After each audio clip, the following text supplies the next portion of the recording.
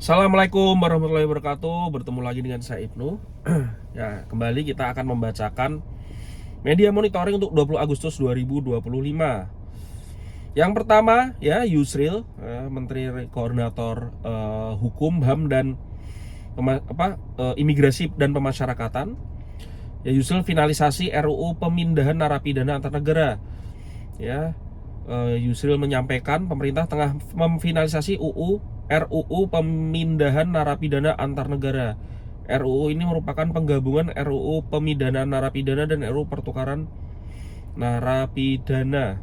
Oke, ini mungkin kaitannya dengan beberapa tersangka yang sudah melarikan ke luar negeri. Oke, lalu selanjutnya isu jabatan presiden 8 tahun satu periode dibantah DPR dan MPR. Ya, seharian kemarin tuh memang saya melihat di media sosial dan di beberapa website itu beritanya terkait isu akan ada pemanjangan 8 tahun ya, satu kali periode, dan ini akhirnya oleh Ketua MPR RI Ahmad Muzani ditepis kabar tersebut. Jadi ini tidak ada menurut Ahmad Muzani. Ia menegaskan di MPR tidak pernah ada pembahasan maupun wacana soal perubahan periodisasi tersebut. Ya, jadi langsung dibantah oleh Ketua MPR. Selanjutnya, KPK cegah kakak Haritanu dan 3 orang lain terkait kasus bansos. Wah, ini juga rame nih di televisi.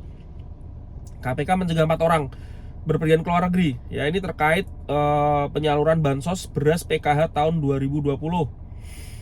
Yang dicekal yaitu staf ahli Menteri Sosial Edi Suharto, lalu kakak dari Haritanu atau ketua Partai Perindo, pendiri Partai Perindo ya, kalau ketua partainya sekarang anaknya Haritanu, yaitu kakak pendirinya yang dicekal yaitu Bambang Rudianto Tanu Sudibyo, ini kakaknya Haritanu Sudibyo. Lalu mantan Dirut PT Dosni Raha Logistik Kanisius Jerry Tanker dan mantan Direktur Operasional Herito. Larangan berlaku mulai 12 Agustus 2025 karena keberadaan mereka dibutuhkan untuk proses penyidikan. Wah, ini mulai rame. Oke. Ketua Pansus Pemakzulan Bupati Pati ngaku diintai mobil misterius.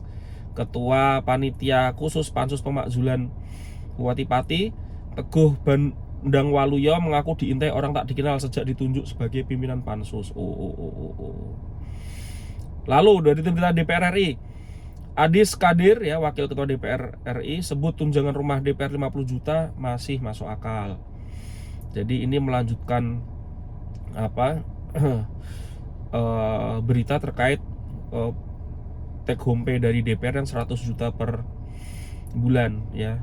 Karena ada tunjangan rumah sebesar 50 juta per bulan. Ya, ini cukup ramai di masyarakat ya. Menurut Adis Kadir, angka tersebut masih wajar. 40-50 juta per bulan itu di kawasan Senayan itu hal yang normal untuk sewa rumah atau apartemen ya di Senayan. DPR lanjut ya. DPR dapat tambahan ya tunjangan beras dan bensin. Masih ya, Wakil Ketua DPR Adis Kadir, tunjangan bensin naik dari 4 sampai 5 juta menjadi 7 juta per bulan. Tunjangan beras juga naik dari 10 menjadi 12 juta per bulan. Lalu Sahroni desak kejaksaan eksekusi Sylvester Matutina. Wah, ini ya, Wakil Ketua Komisi 3 DPR RI Ahmad Sahroni mendesak kejaksaan menangkap dan memenjarakan Sylvester Matutina. Ini terkait kasusnya Sylvester ya, udah lama ya, 2019 kalau tidak salah ya, kaitannya dengan kasusnya dia dengan Pak Yusuf Kala.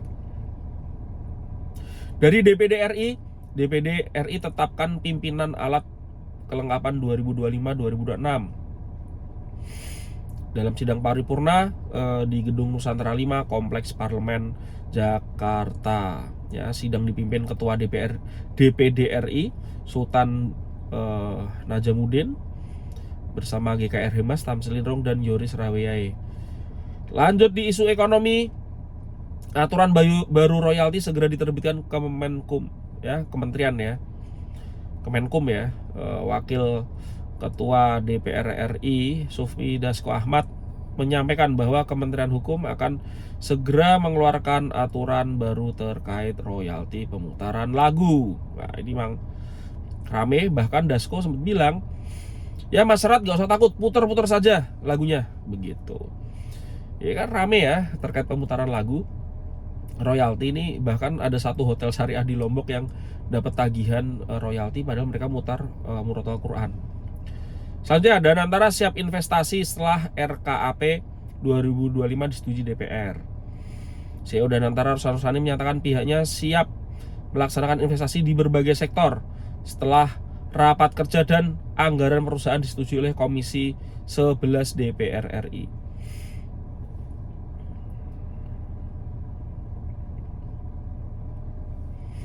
Selanjutnya, anggaran Kemenhan 2026 turun jadi 185 triliun ya.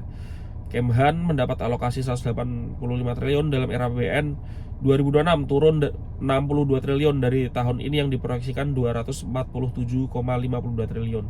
Anggaran ini terdiri dari 30,9 untuk mendukung prioritas nasional ya. Selanjutnya kita di isu sosial, prevalensi diabetes di Indonesia capai 11%. Wow, gede juga. Wakil Menteri Kesehatan Dante Saxono mengungkapkan prevalensi penderita diabetes di Indonesia mencapai 11% atau sekitar 1 dari 10 orang. Di Jakarta kayak tinggi yaitu 12,8%, artinya 1 dari 8 orang. Wow. Jadi untuk cek kesehatan gratis ini memang sangat penting ya. Lalu Komnas Perempuan, laporan kekerasan 2024 naik jadi 35.533 kasus. Ini sepanjang 2024 ya, ini meningkat 2,4% dibanding tahun sebelumnya di tahun 2023. Wow. Ya. Selanjutnya, kebakaran sumur minyak Blora terkendali namun warga tetap waspada. Ya, Badan Penanggulangan Bencana Daerah atau BPBD Blora bersama tim gabungan bergerak cepat menangani kebakaran sumur minyak rakyat di Dukuh Gendono ya, Desa Gandu, Kecamatan Bogorejo, Blora, Jawa Tengah. Jadi Blora ini dia di situ ada banyak minyak ya. Di Cepu itu kecamatannya itu dia juga ada sekolah minyak STEM ya. Dan kalau kita tahu di daerah Cepu itu juga ada Exxon Mobil, cuman nggak tahu tuh masih dipegang Exxon atau sudah diambil yang lain. Lalu berita internasional, TNI AU terjunkan 10,3 ton bantuan ke Gaza lewat misi Garuda Merah Putih 2. Ya, 2 pesawat C-30J Super Hercules menurunkan 10,3 ton bantuan lagi, sebelumnya 800 ton. Ya. Dengan aksi ini total bantuan Indonesia dalam ini nanti total di 800 ton ya. Ini yang 2 hari ini itu sudah 28,1 ton. Ini nanti akan berturut-turut mungkin sampai jumlahnya di 800 ton. Netanyahu sebut Perdana Menteri Australia Albanese pengkhianat gara-gara dukung Palestina.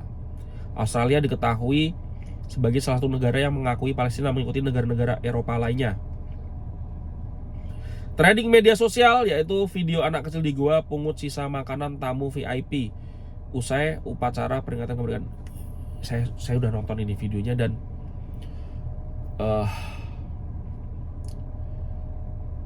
sedih sih ya, sedih banget. Dan ini sangat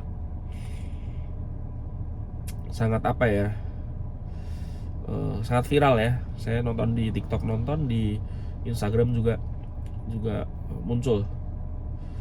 Lalu juga Raya, bocah dari Sukabumi yang viral, bocah berusia 4 tahun yang meninggal dunia akibat infeksi berat cacing Ascariasis, cacing gelang yang menyerang tubuh ya. Cacingnya banyak banget, ribuan. Saya belum lihat ya, kayaknya nggak tega juga lihatnya. Tapi saya sudah lihat beritanya tapi nggak diliatin cacingnya. Itu ngeri banget kalau saya lihat beritanya, ngeri ya. Gubernur KDM juga sudah sepertinya sudah ke dia, dan dia juga sudah ada videonya lah, video reaction dari Gubernur KDM. Oke, mungkin itu yang bisa saya sampaikan. Nanti kalau ada yang mau ngasih masukan apa bahas apa kayak gitu ya. Terima kasih. Assalamualaikum warahmatullahi wabarakatuh.